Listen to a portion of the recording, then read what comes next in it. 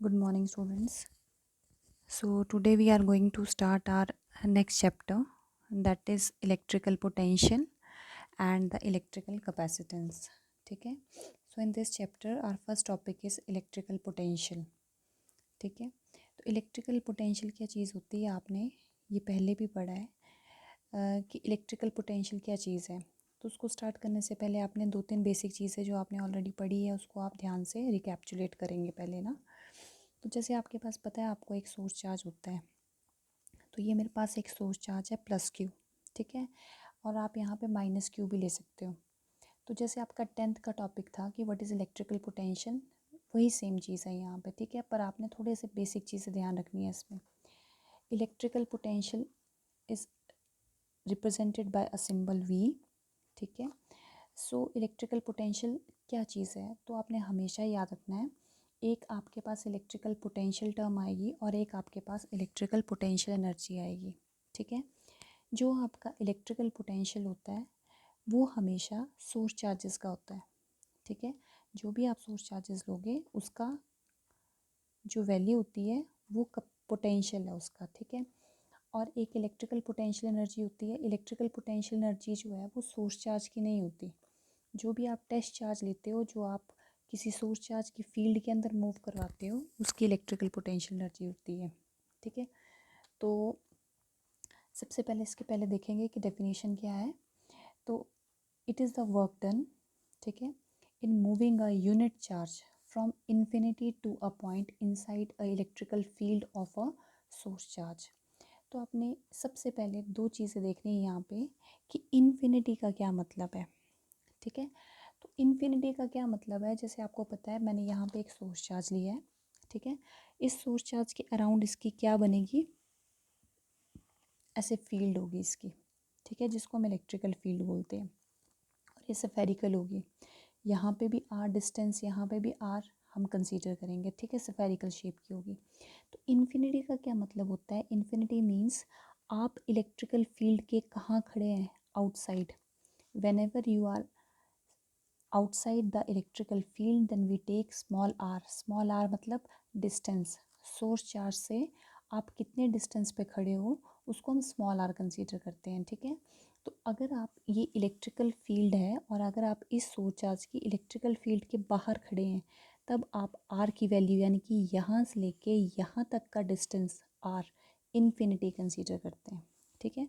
और ये मैंने क्या चीज़ बनाई है, it is a electrical field. ठीक है. अब आपने क्या चीज़ देखनी है, देखो इसमें स्टार्ट करने से पहले आपने दो चीज़ें देखनी है कि मेरे पास फोर्सेस कौन सी होती है. ठीक है. और यहाँ पे जो हम मूव करवाएंगे उसको मैं टेस्ट चार्ज को मूव करवा रही हूँ. ठीक है. टेस्ट चार्ज को आपको पता है प्लस क्यू नॉट से रिप्रेजेंट करते हैं. ठीक है. ये मेरे पास एक सोर्स चार्ज है. तो आपने ध्यान रखना है, अगर ये सोर्स चार्ज की आप बात करोगे तो अगर ये सोर्स चार्ज फील्ड के अंदर होगा, जैसे ये फील्ड के अंदर है, यहाँ रखा है मैंने ये चार्ज, तो जब आपने ये सोर्स चार्ज फील्ड के अंदर रखा होगा तो ये जो सोर्स चार्ज है इस पे भी प्लस है और इस पे भी प्लस है. यानी कि जब ये फील्ड के अंदर आ जाएगा तो सोर्स चार्ज इस टेस्ट चार्ज पे क्या चीज़ एग्जर्ट करेगी, इलेक्ट्रिकल फोर्स, क्योंकि दो चार्जेस के बीच में कूलम फोर्स एग्जर्ट करती है. ठीक है. तो ये वाला चार्ज इस वाले चार्ज को अपने से रिपेल करेगा, यानी कि ये वाला चार्ज इस पे कौन सी फोर्स एक्सर्ट करवाएगा, इलेक्ट्रिकल फोर्स. ठीक है. वो उसको रिपेल करेगा. अच्छा, अब सेकंड फोर्स क्या होती है, जब आप इस चार्ज को मूव करवा रहे हो तो आपको इस पे फोर्स एक्सर्ट करनी पड़ेगी. ये कौन सी फोर्स है, जो ये चार्ज इस टेस्ट चार्ज पे एक्सर्ट करवा रहा है. ठीक है. दूसरी चीज़ क्या बोली मैंने, अगर आपने इस चार्ज को टेस्ट चार्ज को मूव करवाना है, जैसे ये पहले मैंने कहाँ रखा था, फील्ड के बाहर रखा था, अगर फील्ड के अंदर मैंने इसको मूव करवाना है तो ये तो उसको अपने पास आने नहीं देगा. तो आपको अगर इसको मूव करवाना है तो आपको इस पर क्या चीज़ एक्सर्ट करवानी पड़ेगी, फोर्स लगवानी पड़ेगी. अगर आप इस पर फोर्स लगाएंगे तभी ये डिस्प्लेस करेगा. ठीक है. तो आपने जब आप टेस्ट चार्ज पे फोर्स लगाते हो वो भी मेरे पास एक फ़ोर्स आती है, जिस फोर्स को हम कौन सी वाली फ़ोर्स बोलते हैं, that is known as external force. आपने दो चीज़ें बिल्कुल ध्यान से सुननी है, ये कि जब आप इस टेस्ट चार्ज को फील्ड के अंदर लेके आते हो तो जो सोर्स चार्ज है it will start exerting a electrical force of repulsion, ठीक है, जिसको हम इलेक्ट्रिकल फोर्स बोलते हैं, सिंपल लेना हो, इसी में फोर्स ऑफ रिपल्शन आ जाती है on that test charge. But if you want to move the test charge inside the electrical field then you have to exert some force, ठीक है. When you are exerting a force on the test charge then this force is known as external force, ठीक है. So in this case we have two type of forces, first one is the electrical force and the second one is the external force. Clear, ठीक है. तो ये दो चीज़ें आ जाती है हमारे पास, ठीक है. अब हमने क्या चीज़ कर, अभी तक मैंने पोटेंशियल आपको बताया नहीं है, ठीक है, सिर्फ मैं बेसिक टर्म्स बता रही हूँ. तो इलेक्ट्रिकल पोटेंशियल हम किस चीज़ को बोलते हैं आपने ध्यान रखना है. आप देखो इसमें वर्क डन का भी आपने एग्जांपल रखना है ध्यान से. जब आप इस टेस्ट चार्ज को मूवमेंट करवाओगे, ठीक है, तो आप मूवमेंट करवाने के लिए दो फोर्सेस देख रहे हो, तो आपने दो चीज़ें ध्यान रखनी है कि अगर ये टेस्ट चार्ज मूव कर रहा है इस डायरेक्शन में, तो अगर आप एक्सटर्नल फोर्स को लेके चलेंगे तो जो आपकी एक्सटर्नल फोर्स है, ठीक है, अगर आप एक्सटर्नल फोर्स लेके चल रहे हो और जो आपकी मूवमेंट है टेस्ट चार्ज इस तरफ को मूव कर रहा है, तो एक्सटर्नल फोर्स और जो हमारी टेस्ट चार्ज की डिस्प्लेसमेंट है they both are acting in the same direction. यानी कि whenever you are considering the external force then the angle between the external force and the displacement of the test charge is in the same direction. और angle कितने degree का form होगा, 0 degree का, ठीक है, क्योंकि हम वर्क डन निकालते हैं ना. तो जब हम वर्क डन निकालते हैं तो work done is always equal to force into displacement. तो जब भी आप कौन सी वाली फोर्स, एफ एस और आगे आपके पास कॉस थीटा आता है, जब भी आप कौन सी फोर्स एक्सर्ट करेंगे, यहाँ पे कौन सी फोर्स देखेंगे, एक्सटर्नल फोर्स. तो जब आप एक्सटर्नल फोर्स देखेंगे और डिस्प्लेसमेंट देखेंगे तो दोनों की डायरेक्शन देखो सेम डायरेक्शन में है, तो आपके पास एंगल कितनी डिग्री का लेके चलेंगे आप, 0 का, ठीक है. लेकिन अगर आप सेकंड केस में वर्क डन देखोगे, ठीक है, अगर आप इलेक्ट्रिकल फोर्स देखोगे तो इलेक्ट्रिकल फोर्स की डायरेक्शन इस तरफ को है और टेस्ट चार्ज की मूवमेंट इस डायरेक्शन में है, तो इलेक्ट्रिकल फोर्स और displacement they both are acting in the opposite direction to each other. तो अगर आप work done in case of electrical force निकालेंगे तो आपके पास फॉर्मूला क्या बनेगा, एफ, ये फर्स्ट पार्ट है, ये सेकंड पार्ट है, ये फर्स्ट है, एफ इलेक्ट्रिक, एस और आगे कॉस 180 डिग्री, दोनों की डायरेक्शन एक दूसरे के ऑपोजिट, तो 180 का बनेगा, ठीक है. आप सभी ने पढ़ा है पॉजिटिव वर्क डन होता है और नेगेटिव वर्क डन होता है. जब हम work done by external force निकालेंगे तो external force and displacement both are acting in the same direction, therefore angle between them is equal to 0 degree, and whenever the angle between the force and displacement is equal to 0 degree then we said that the work done is positive, वो positive होता है, ठीक है. और अगर आप work done by electrical force निकालेंगे, ठीक है, तो work done by electrical force के केस में इलेक्ट्रिकल फोर्स और डिस्प्लेसमेंट में दोनों में 180 का एंगल फॉर्म होगा, और 180 के केस में आपके पास कितने का बनेगा, कॉस 180 इज इक्वल टू -1. सो आपके पास बनेगा F electric, S negative work done. ये आपने दो चीज़ें ध्यान रखनी है, ठीक है. अच्छा, अब ये मैंने आपको बेसिक टर्म्स करवा दी है, ठीक है. एक पॉजिटिव वर्क डन होता है और एक हमारे पास नेगेटिव वर्क डन आता है. अब होती क्या चीज़ इलेक्ट्रिकल पोटेंशियल, ध्यान से सुनना. अब इन दोनों के मैग्नीट्यूड की मैंने बात नहीं की है कितनी है, ठीक है, सिर्फ बेसिक सा बताया है कि कौन कौन सी फोर्सेस एक्सर्ट होंगी टेस्ट चार्ज पे, ठीक है. सोर्स चार्ज पे कोई फोर्स नहीं लगेगी क्योंकि टेस्ट चार्ज किसी पे फोर्स एक्सर्ट नहीं कर सकता, सिर्फ सोर्स चार्ज एक्सर्ट करता है, तो टेस्ट चार्ज नहीं करेगा एक्सर्ट. तो फोर्स जो एक्सपीरियंस करेगा when ever what ever be the force, positive भी हो सकती, अट्रैक्टिव भी हो सकती है और रिपल्सिव भी हो सकती है, लेकिन वो एक्सपीरियंस कौन करेगा, only test charge.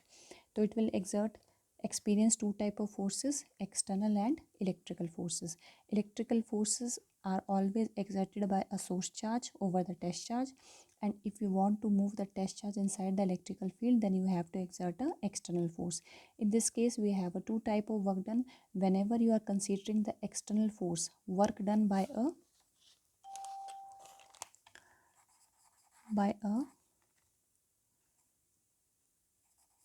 external force, then it is always positive, and work done by the electrical force it is always negative in nature, ठीक है.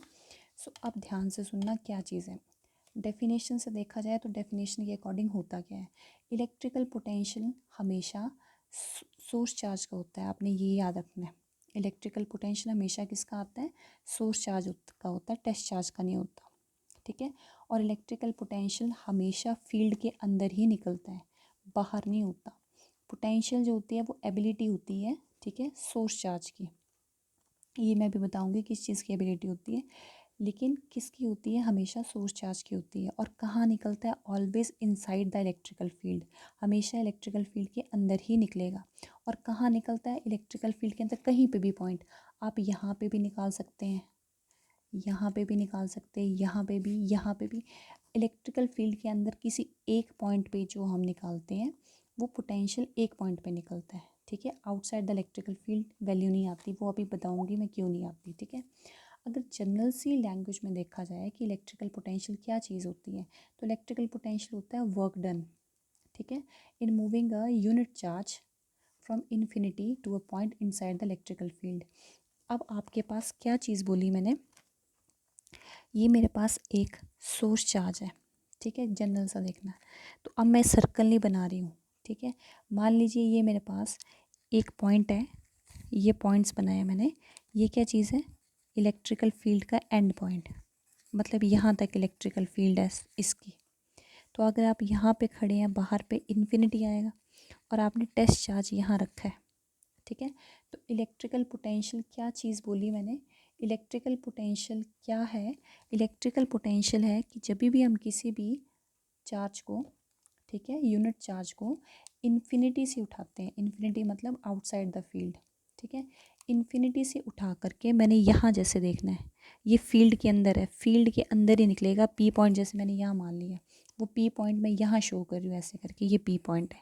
तो मैंने यहाँ पे पता करना है कि इस चार्ज का कितना पोटेंशियल होगा, तो मुझे इस टेस्ट चार्ज को उठा के लाना पड़ेगा, यानी कि मुझे इस पर क्या चीज़ एग्जर्ट करनी पड़ेगी, एक्सटर्नल फोर्स। तो एक्सटर्नल फोर्स लगाऊंगी, ये मूव करेगा, और इसको मूव करवा के मुझे यहाँ तक लेके आना है, यानी कि इस पर दो चीज़ें हुई, एक्सटर्नल फोर्स भी लगी और साथ में डिस्प्लेसमेंट भी हुई। यानी कि आपने टेस्ट चार्ज को यहाँ से यहाँ तक मूव करवाने के लिए you are doing some work, ठीक है। वो कितना काम करना पड़ता है, जो आप काम करोगे वो मुझे पोटेंशियल बताएगा उस पॉइंट पे। तो मैं टेस्ट चार्ज को उठा के यहाँ से यहाँ तक लेके आई हूँ, तो यहाँ से यहाँ तक उठाने के लिए जितना हमें वर्क डन करना पड़ता है in moving a charge from infinity to a point, ये वो पॉइंट है जो कहाँ है, इनसाइड द इलेक्ट्रिकल फील्ड। किसकी इलेक्ट्रिकल फील्ड, इस सोर्स चार्ज की इलेक्ट्रिकल फील्ड के अंदर जो मुझे काम करना पड़ेगा वो वर्क डन से हमें पोटेंशियल पता लगता है, ठीक है। अब अगर इसी को मैं यहाँ तक लेके आऊँगी तो काम एक जैसा तो होगा नहीं। अब आप इसको यहाँ से यहाँ तक लेके आ रहे हो तो वर्क डन कुछ और होगा, यहाँ से यहाँ तक लेके आओगे तो वर्क डन कुछ और होगा अगर पी डैश तक लेके आऊँगी, क्योंकि जैसे जैसे आप अंदर बढ़ते जाओगे वैसे वैसे इसकी रिपल्सिव फोर्स बढ़ती जाएगी। आप यहाँ पे खड़े हो, यहाँ तक लेके आ रहे हो तो रिपल्सिव फोर्स कुछ और होगी।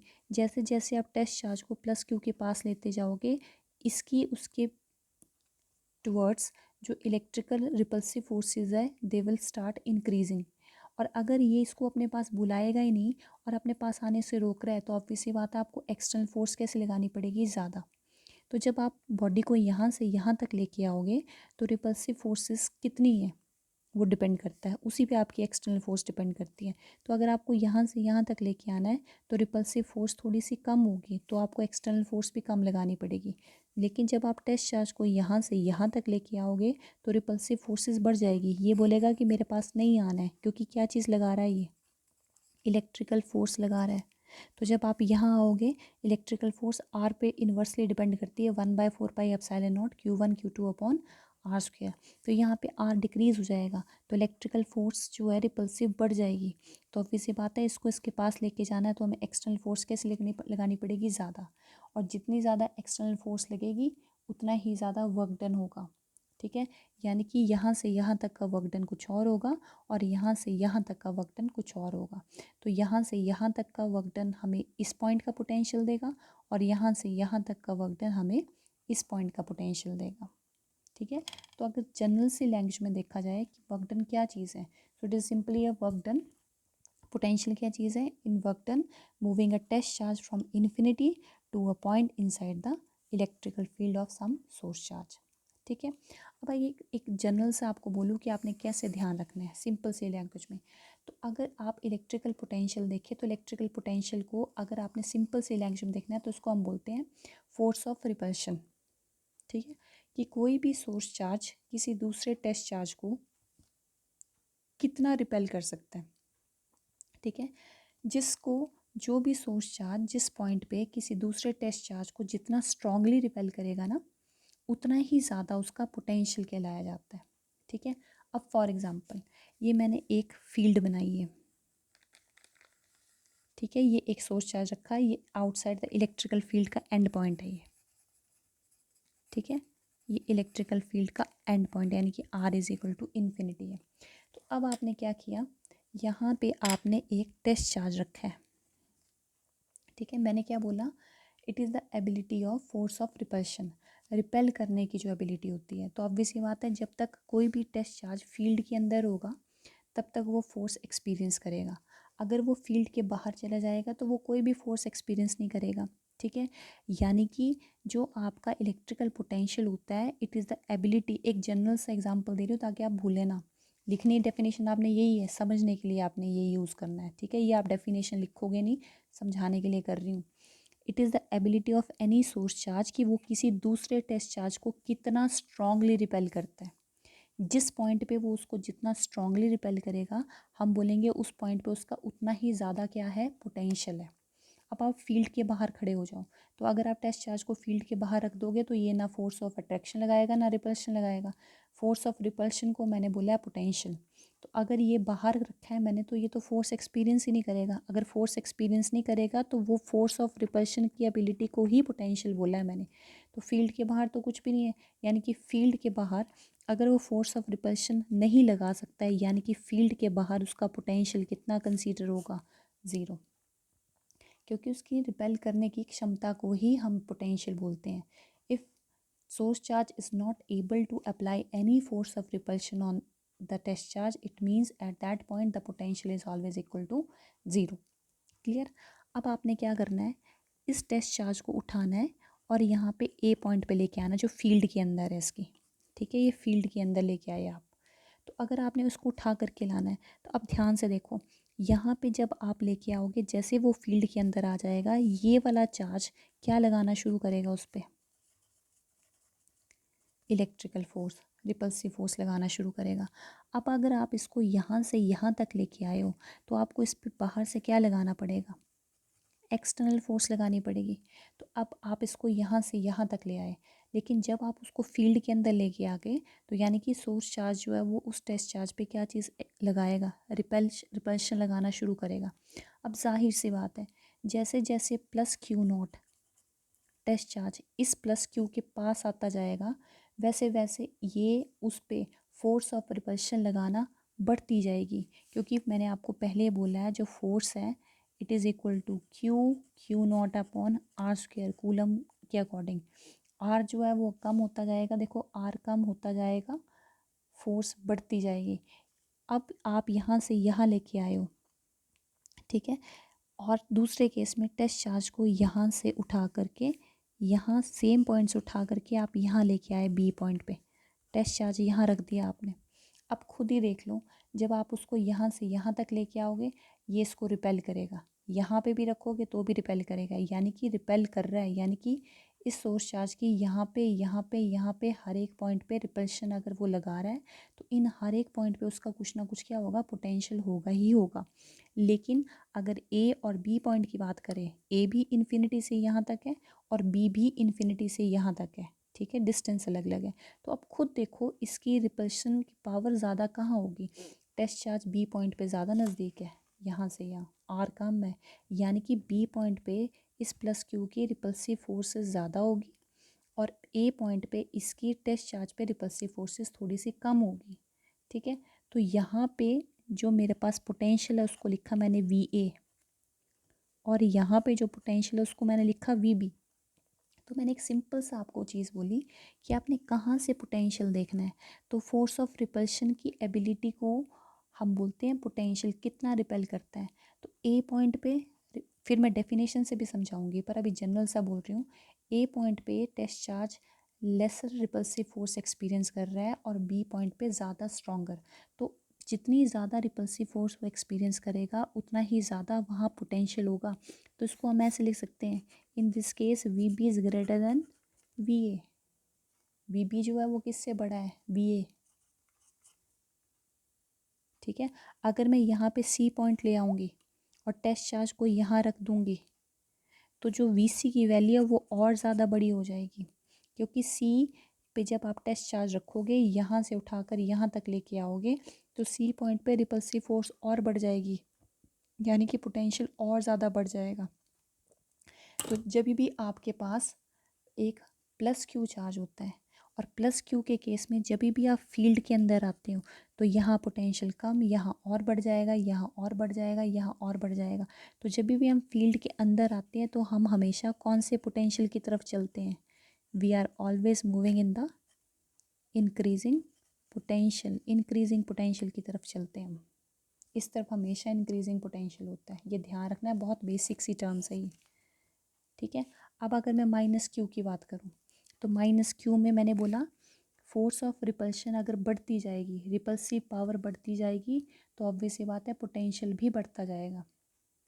ठीक है, अब यहाँ पे मैंने टेस्ट चार्ज रखा है, एक पॉइंट मैंने ये ले लिया, एक पॉइंट यहाँ ले लिया, एक पॉइंट यहाँ ले लिया। तो जब आप टेस्ट चार्ज को ऐसे मूव करवाओगे तो यहाँ पोटेंशियल मैंने वी ए लिखा, यहाँ वी बी लिखा, यहाँ वी सी लिखा, लेकिन अब यहाँ माइनस है और यहाँ प्लस है, तो ये माइनस इसको रिपेल नहीं करेगा, ये माइनस इसको क्या करेगा, अट्रैक्ट करेगा। लेकिन मैंने आपको जनरल बोला है, it is the ability of repulsion of a charge, कितनी फोर्स ऑफ रिपल्शन लगाता है। तो यहाँ पे जब हम यहाँ से यहाँ आते हैं तो रिपल्सिव फोर्सेस बढ़ती जाती हैं। ठीक है, यहाँ लिख देती हूँ मैं, क्या चीज़ बढ़ती जाएंगी, रिपल्सिव फोर्सेस इंक्रीज़ होती जाएगी। तो ऑब्वियसली बात, हम किसकी तरफ बढ़ते हैं, ये बढ़ेगी तो पोटेंशियल भी बढ़ेगा। लेकिन जब हम यहाँ चलते हैं तो इस तरफ को क्या चीज़ बढ़ेंगी, इस तरफ को इनके और इसके बीच में रिपल्सिव कभी कभी नहीं आएगा, इसके और इसके बीच में कौन सी चीज़ आएगी, अट्रैक्टिव फोर्सेस आएंगी। तो जब आप यहाँ खड़े होंगे तो अट्रैक्शन कम होगी, बी पे खड़े होंगे अट्रैक्शन और बढ़ जाएगी, सी पे जाओगे अट्रैक्शन और बढ़ जाएगी। यानी कि जब हम इस तरफ को चल रहे हैं तो हमारी रिपल्सिव फोर्सेस नहीं बढ़ रही हैं, क्या चीज़ बढ़ रही है, अट्रैक्टिव फोर्सेस बढ़ रही हैं। ठीक है, अब उल्टा करो, मुझे अट्रैक्टिव से नहीं देखना है, मुझे रिपल्सिव से देखना है। अगर आप इस तरफ को चल रहे हो और आपकी कौन सी चीज़ बढ़ रही है, क्या चीज़ बोली मैंने, इस तरफ को आप आओगे तो माइनस और प्लस में क्या चीज़ बढ़ेगा, अट्रैक्टिव फोर्सेस इंक्रीज करेंगी। ठीक है, अब इसको उल्टा देखो, अगर इस तरफ को अट्रैक्टिव फोर्सेस इंक्रीज कर रही हैं तो इसके और इसके बीच में कौन सी फोर्सेस डिक्रीज करेंगी, अट्रैक्शन अगर बढ़ रही है तो ऑब्वियस सी बात है रिपल्शन क्या हो रही होगी, डिक्रीज हो रही होगी। यानी कि जब हम इस तरफ को चल रहे हैं अट्रैक्शन फोर्सेस, अट्रैक्टिव फोर्सेस तो इंक्रीज कर रही है, लेकिन जो आपकी